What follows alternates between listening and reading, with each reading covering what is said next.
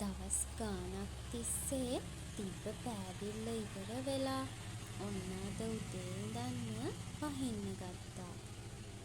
ලොකුවට වැස්සේ නැති වුණාට එළියේ පොද වැටෙන නිසා අද ඉතින් එළියේ මුකුත් වැඩක් කරන්නත් බැහැනේ.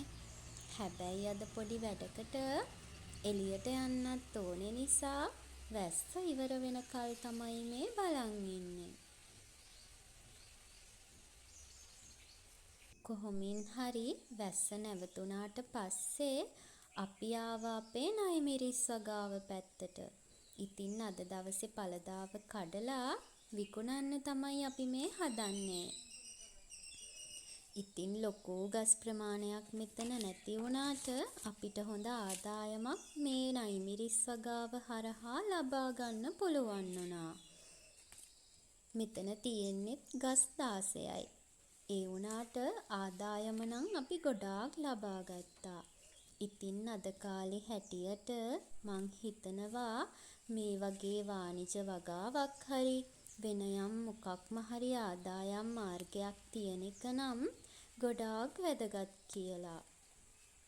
ඔයා රජයේ රැකියාවක් කරන කෙනෙක් වුණත් පෞද්ගලික අංශයේ රැකියාවක් කරන කෙනෙක් වුණත් අමතර ආදායමක් හොයාගන්න එක මේ කාලේ හැටියට නම් ගොඩාක් වටින නිසා මේ වගේ වගාවක් පටන් ගන්න කියලා ඔයාලටත් මං ආරාධනා කරනවා. මොකද මේ නයිමිරිස් වලට දේශීය වෙළඳපොලේ වගේම විදේශීය වෙළඳපොලේ තියෙන වටිනාකම නම් ගොඩක්ම ඉහළයි. මේවම නෙමෙයි තව ඕනේ තරම් වගාවල් වෙන ව්‍යාපාර අපි ඕනම කෙනෙක්ට පටන් ගන්න පුළුවන්. ඉතින් ඒ නිසා අපි හැමෝම එකතු වෙලා ගොඩ යමු කියලා තමයි මම නම් කියන්නේ. ඉතින් මේ විදිහට කඩාගත්ත නයිමිරිස් ටික අපි දැන් අපේ කඩේට අරන් යන්න තමයි හදන්නේ. මීට අමතරව මම තවත් නයිමිරිස් පැල 100ක් විතර තවන් දාලා තමයි තියෙන්නේ. මේ තියෙන්නේ ඉතින් අවසානෙට අද දවසේ අපේ පළදාව. ඉතින් දැන් මේක විකුණගෙන මේකට මොනා හරි ගෙදරට අරන් එන්න ඕනේ. මේ තියෙන්නේ බඩඉරිඟු.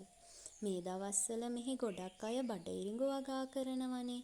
ඉතින් අපිට කන්න කියලා ලැබුණු බඩඉරිඟු වලින් මං කරල් 2ක් තියාගත්තා බීජ ගන්න.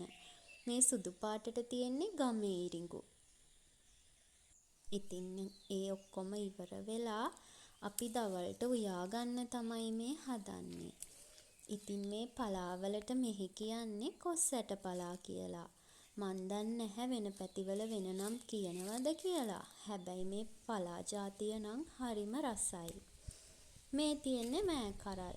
ඉතින් මේ ගම්බදව ජීවත් වෙන අපි නම් එදා වේල පිරිමහ ගන්නේ මේ වගේ අපේම වගාවකින් කඩාගන්න දෙයක් හරි අපිට ගමෙන් හොයාගන්න පුළුවන් වෙන මොකක්ම හරි එළවලු ජාතියකින් තමයි. ඉතින් ගම්බදව ඉන්න කෙනෙක් නම් දන්නවා එළවලු වලට යන වියදම අපිට හරිම අඩුවෙන් තමයි යන්නේ. ඉතින් කරපිංචා කොලේ ඉඳන් මිරිස් කරලේ ඉඳන් පවා ගෙවතු වල වගා කරගෙන තමයි අපි ඉන්නේ. ඉතින් මේ විදිහට මෑ කරල් ටිකත් කපාගෙන මේ ටික දැන් උයා ගන්න තමයි හදන්නේ.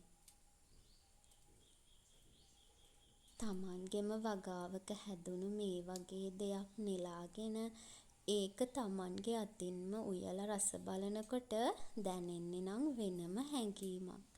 ඉතින් අද අම්මට පොඩි රෙස්ට් එකක් දීලා මං හිතුවා දවල්ට කෑම ටික හදන්න ඕනේ කියලා.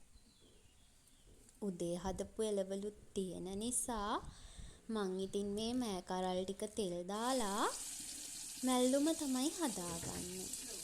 මේ ඉතින් මම මෑ කරල් තෙල් දාගන්න කලින් කරවල වලට නයිමිරිස් දැම්මා. ඉතින් මෙහෙම නයිමිරිස් දාලා බැදුමක් හදද්දි නම් හරිම රසයි. ඔයාලත් හදලා බලන්නකෝ කරවලත් එක්ක මේ විදිහට නයිමිරිස් මුලින් බැදෙන්න දාලා පස්සේ තමයි එළවලුව දාන්න ඕනේ. ඉතින් මේකත් බැදෙන්න දීලා මං දැන් මේ හදන්නේ මැල්ලුම හදාගන්න. ඉතින් මේ මැල්ලුමට එක දෙයක් නම් අඩුයි. ඒ තමයි කොස්සට. ඉතින් මේවට කොස්සට පලා කියන්නේ කොස්සට දාන නිසා වෙන්නේ නැති. ඉතින් අපේ ගෙදර නම් කොස්සට නැහැ මේ දවස්වල. ඒ නිසා මේ විදිහට මලවලා ගත්තා. ඉතින් මේ සරල කෑම වේල අපේ වත්තෙන්ම නෙලාගත්ත දේවල් වලින් තමයි අපි හදාගත්තේ. ඒකත් කාලා අපි දැන් මේ යන්න හදන්නේ ටවුන් එකට. අපේ ගෙදරට අලුත් බුදු පහන් කණුවක් ගේන්න තමයි හදන්නේ. ඉතින් ඒක බලන්න තමයි අපි මේ යන්නේ. අම්මයි මායි ලෑස්ති වෙලා ඉක්මනින්ම ටවුන් එකට යන්න ඕනේ. මොකද අද දවස ඇතුළත අපි ඒ කණුව ගේන නිසා. ඉතින් මට කඩේදි නම් වීඩියෝ කරගන්න අමතක වෙලා. ඉතින් ටවුන් ගිහිල්ලා ඇවිත් මේ තියෙන්නේ මගේ නිවිති පැල. ඒ වගේ දැන් අන්තිම කාලේ තමයි යන්නේ. ඉතින් අපේ මාමලගේ මල්ලි කිව්වා එයා මේ නිවිති පරිප්පුත් එක්ක උයලා කන්න හරිම ආසයි කියලා. ඒ නිසා එයාට දෙන්න නිවිතියා ටිකක් කපා ගන්න තමයි මම මේ ආවේ. ඉතින් අපේ වගාවක දෙයක් තව කෙනෙක් එක්ක බෙදා ගන්න එකත් වෙනමම සතුටක්. මේ කපා ගත්තේ එයාට දෙන්න ඕනේ කියලා හිතලා. ලොකුවට කොළ හැදිලා සරුසාරව නැහැ.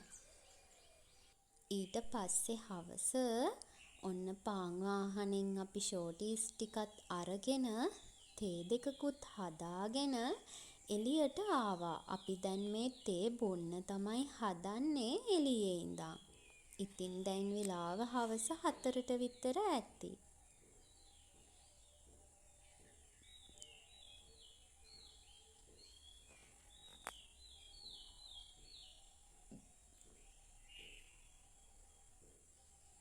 මේ තේ දෙකත් බීලා ඊට පස්සේ මං කරන්න හදන්නේ මං ආසම දෙයක්. මම මේ රිබන් ගත්තේ අපේ බුදු පහන් කණුව ගෙනාවට පස්සේ බුදු පිළිමය අපි තැන්පත් කරන්න ඕනේනේ. ඒ තැන්පත් කරන්න පූජා මලක් හදාගන්න කියලා හිතලයි. ඉතින් මේ විදිහට රිබන් අරගෙන ඇවිල්ලා මං ගාව තියෙන තව සුරුත්තම් එකතු කරලා මේ බුදු පහන් කණුව තියෙන තැන ලස්සන කරගන්න තමයි මං හිතුවේ. ඉතින් ඒවා මං අනිත් වීඩියෝ එකෙන් අරන් එන්නම්කෝ. මෙන්න මේ සිප්පි කටු ටික මං ඇහිඳගත්තේ පෝට් සිටි ගිය වෙලාවක. ඉතින් ඒවත් හරිම ලස්සනයි. මං හිතුවා නිකන් අපරාධේ වියදම් නොකර මේ දේවල් පාවිච්චි කරලා පහන් කණුව ළඟ ලස්සන කරගන්න ඕනි කියලා. ඒ දේවල් මං ඊළඟ වීඩියෝ එකෙන් තමයි අරන් එන්න බලාපොරොත්තු වෙන්නේ. මේ සිප්පි කටු නම් හරිම ලස්සනයි. එක එක පාට එක එක જાතියෙන් තියෙනවා. ඉතින් මේවා වෙන් කරලා මේ හදාගන්නේ බුදු පහන් කණුව ළඟ ලස්සන කරගන්න. ඔන්න ඉතින් අපේ බුදු පහන් කණුවත් අරන් ආවා. ඉතින් මේක ලස්සන කරගන්නත් ඕනේ. ඊට කලින් ඔයාලට පෙන්නන්න ඕනේ කියලා හිතුවා. එහෙනම් මං මෙතනින් වීඩියෝ එක ඉවර කරනවා. මං ගිහින් එන්නම්. බුදු සරණයි.